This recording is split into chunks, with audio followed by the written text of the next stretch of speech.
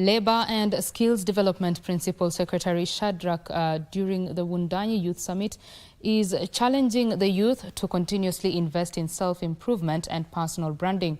Speaking during that particular summit, Shadrach Mwadime encouraged the youth to join or form groups through which they could be supported.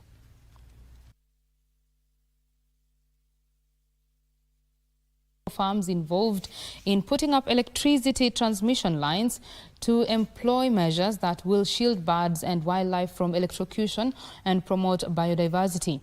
Conservation and animal welfare activists are proposing reconfiguration of power lines, installation of reflector balls on pylon tops, or rerouting of power to reduce cases of electrocution. Speaking at Ananyuki Hotel, the activists said birds of prey were the most affected by the electrocution. Almost 200 electrocutions of all different kinds of wildlife, but half of that is birds of prey.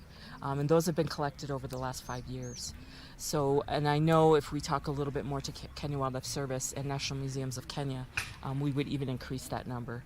So we need to keep collecting this data just to show the energy sector that we do have a real serious problem here. As these power lines expand, there's increased interaction between the power lines and the wildlife biodiversity. So there's need to have a sustainable environment. When we work together with the energy sectors to try and mitigate the risks that face wildlife particularly, then we would be going a long way in ensuring that our wildlife are thriving, even with development, and even we are having healthy habitats for everybody.